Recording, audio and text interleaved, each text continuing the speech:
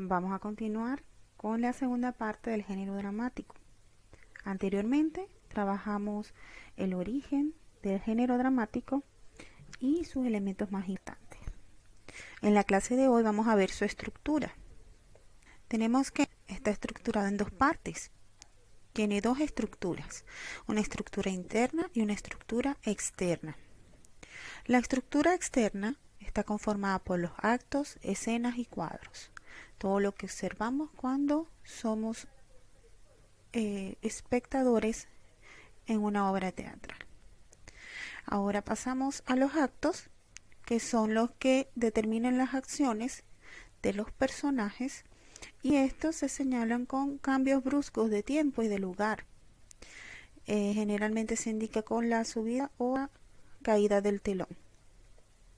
En los cuadros son los cambios de lugar mediante la variación de las luces que iluminan las diversas partes del escenario.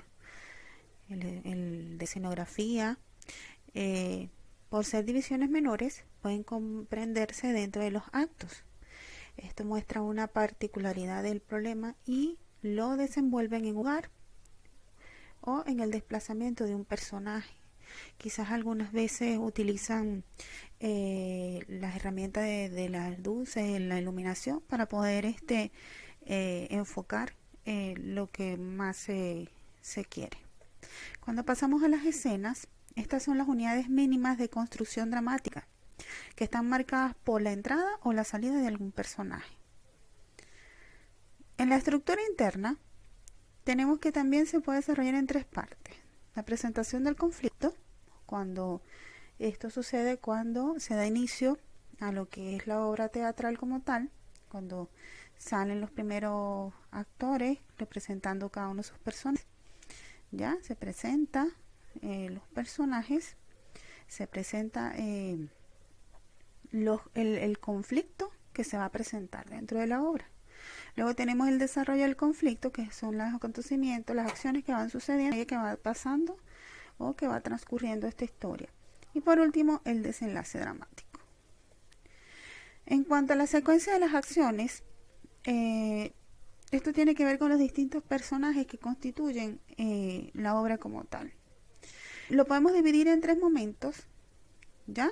Aunque generalmente algunas obras no siguen rigurosamente este esquema. ¿Ok? Entonces lo podemos hacer primero por la presentación del conflicto. ¿Ok? Se presenta los personajes que están dentro de la obra. Se presentan estos personajes que se oponen, ¿ya? En donde se va a ver el conflicto. Luego nos podemos hacer las siguientes preguntas: ¿qué personajes son los que se oponen? ¿Qué fuerzas están en pugna? ¿Por qué se enfrentan? ¿Qué busca conseguir cada parte? Estas preguntas nos las podemos hacer para poder también comprender un poco el desarrollo de lo que es la obra. En cuanto al desarrollo del conflicto y el clímax, se da cuando ya las acciones se han visto ya desarrolladas, ¿ok? Entonces aquí se muestra lo que ha hecho cada una de las fuerzas para lograr su objetivo, ¿ok? Y ahí vemos también cuál es el momento decisivo de estos enfrentamientos. En cuanto al desenlace, tenemos que los personajes, ¿ok? Ellos muestran primero en lo que es el desarrollo del conflicto, cada uno muestra lo que hace para lograr su objetivo, pero acá ya aquí es el término de lo que es el conflicto, y aquí una de las fuerzas es el que sale ganando, por decirlo de esta forma. Entonces, que aquí podemos observar qué implicaciones, ¿okay?, tuvo en cuanto a el desarrollo, ¿okay?, de este conflicto para llegar a este desenlace. En cuanto a la presentación del conflicto, para verlo un poco más a fondo, tenemos que este enfrentamiento entre los dos personajes, entre estas dos fuerzas, ¿ok?, se da porque generalmente hay un choque, ¿ok?, que se produce entre estos dos personajes porque tienen propósitos diferentes, ¿ok? Ahora, en algunos casos el enfrentamiento también se puede producir por una fuerza intangible, quizás el destino, la sociedad o la interioridad. En el desarrollo de conflicto, como hablamos anteriormente, se produce estas dos luchas de fuerza, ¿ok? Entonces en esta etapa va avanzando ya hacia el clímax, ¿ok? El momento máximo de tensión de este enfrentamiento. Por eso hay un alto grado de presión psicológica y emotiva que envuelve a estos personajes. ¿Ok? Entonces este momento del clima no es tan largo, es breve, ¿ok? Y porque a partir de esto ya aquí rápidamente se va a desenvolver lo que es el desenlace de la historia. Aquí tenemos el desenlace, ¿ok? Que ya tienen ya resuelto el conflicto, ¿ok? Una de las fuerzas saldrá victoriosa, ¿ok? Y venciéndola y eliminándolo, ¿ok? Ya cuando sale victoriosa, esta ya ha vencido todos los obstáculos, ¿ok? Que podían haberle impedido alcanzar su meta final. Tenemos acá un cuadro en donde se explica de manera un poco más simple y más explícito cada momento, ¿ok?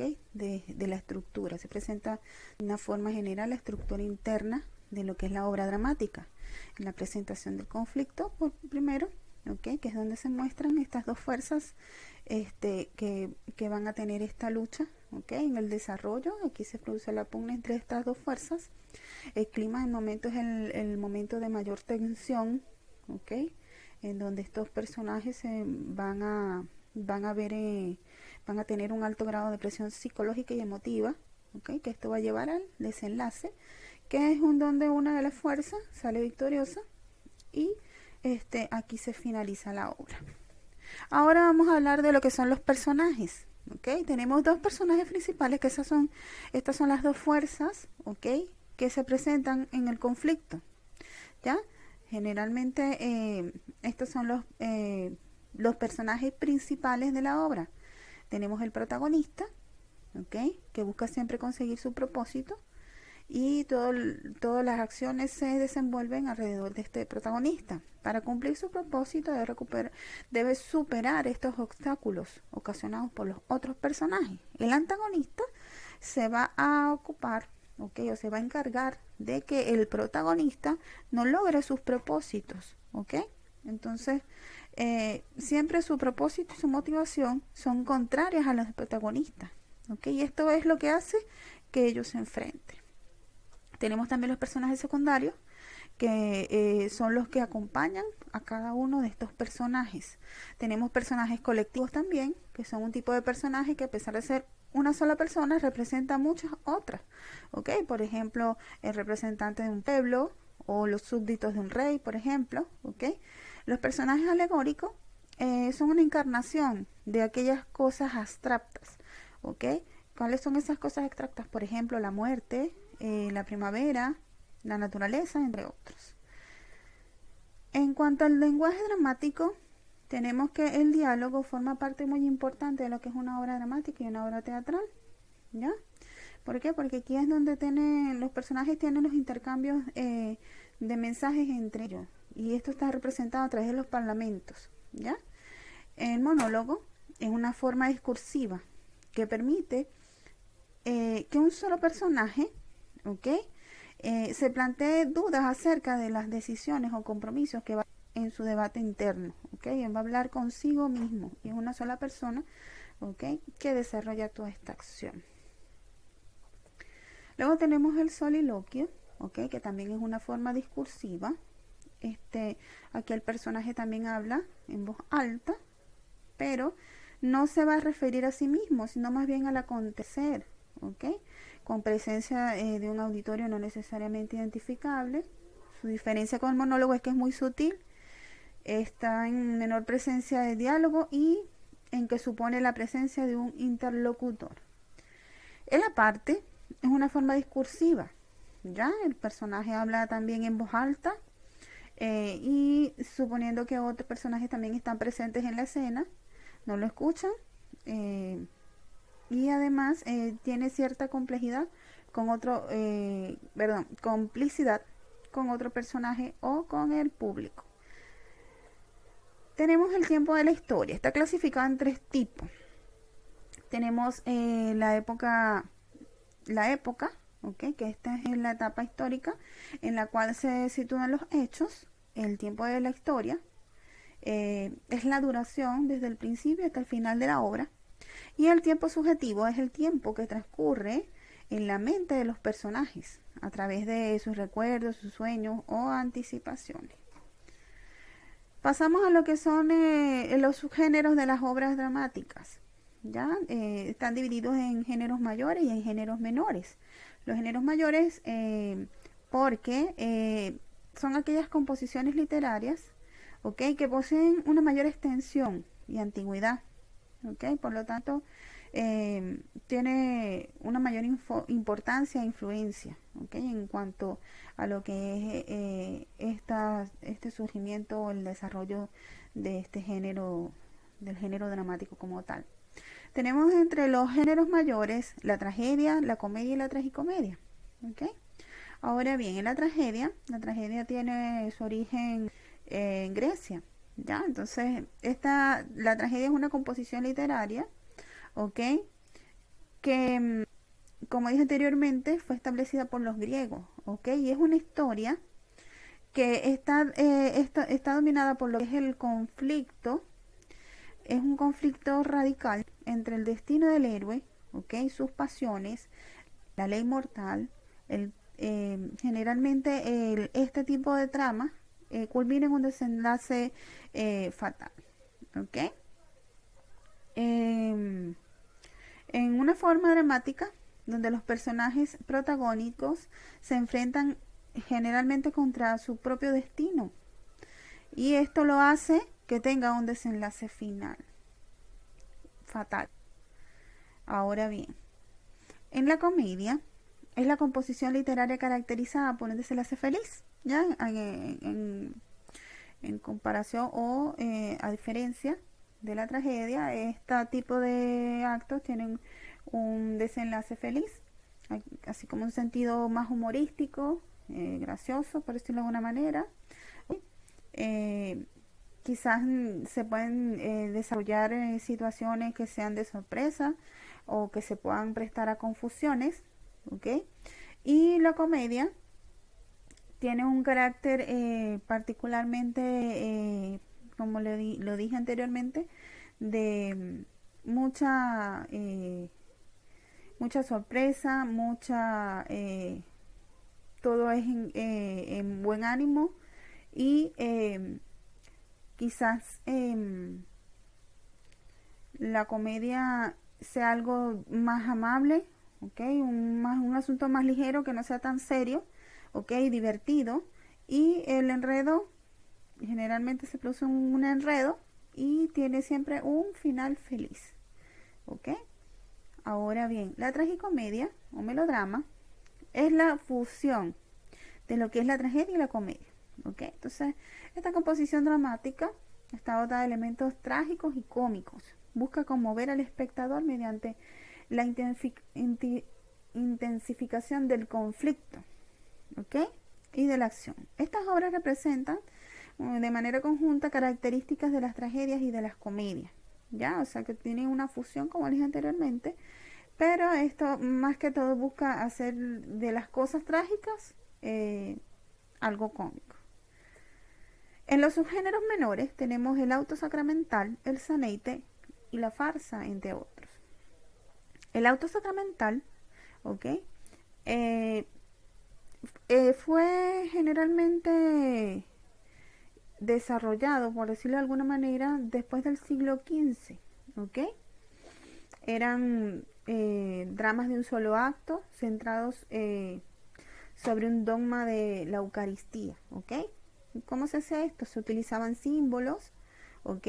Con un fondo religioso, se desarrolla la acción en donde intervienen los personajes sobrenaturales o abstractos, ¿ok? ¿Qué quiere decir esto? Que son personajes que no son reales, ¿ok? Por ejemplo, como la fe, la gracia y el pecado, con el fin principal de resaltar el sacramento de la Eucaristía.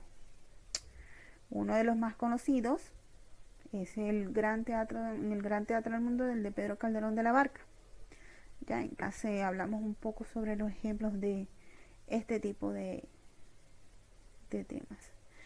El entremés, ¿ok? Es una composición dramática un poco más jocosa, ¿ok? Un poco más jocosa de la corte popular y realista. Generalmente es corta, ¿ok? Y se interpretan en los intermedios o al final de una presentación, ¿ok? Se presentan eh, quizás entre una obra principal, ¿ok? Tenemos, por ejemplo, el retablo de las maravillas de Miguel de Cervantes y entre otros que conversamos durante la clase. En el Saneite es una pieza dramática de carácter humorístico, ¿ok? Y popular, que por lo general tiene un solo acto. Este tipo de obras, ¿ok? Fue cultivado a partir del siglo XVII y hasta el siglo XX quizás. ¿Ok? Y corresponde a una composición dramática de carácter popular, breve, es satírica y jocosa, ¿ok? Que desarrolla un solo acto, ¿ok? Y utiliza la ironía con el fin de criticar los vicios de la sociedad.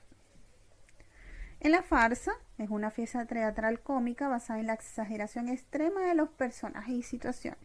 Además, este procedimiento utiliza todos aquellos recursos que pueden producir una sorpresa en el espectador. No necesariamente tiene que ser convincente o cercano a la realidad. Los personajes utilizan un lenguaje satírico que demuestran exageradamente sus errores. Ahora tenemos los subgéneros musicales, ¿ok? Entre ellos podemos ver la ópera, la zarzuela, la comedia musical y el ballet clásico, entre otros. Esto lo vimos durante la clase.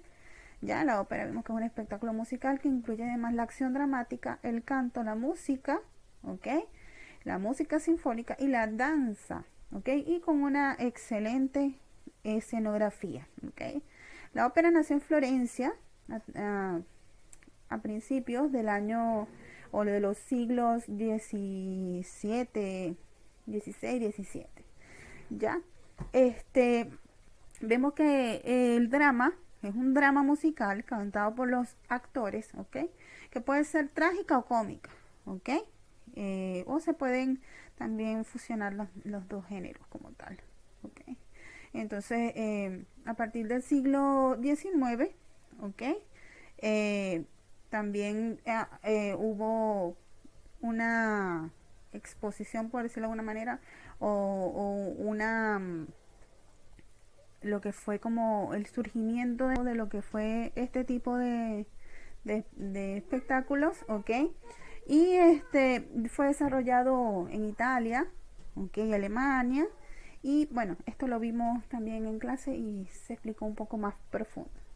Y por último tenemos la zarzuela. La zarzuela es una obra dramática, ¿ok? Y musical, pero esta obra dramática fue desarrollado generalmente es una composición típica española, ¿ya? Esto combina lo que es la música eh, y lo que es la actuación como tal, ¿ya? Entonces, la primera zarzuela, ¿ok? Fue compuesta por Pedro Calderón de la Barca, y como les dije anteriormente, fue originada en España, ¿ok? Y tiene que ver con todo lo que la parte cultural de ese país. Y bueno, hasta acá llegamos. En clase lo vimos de manera más explícita, de manera más desarrollada. Y bueno, los espero en la próxima.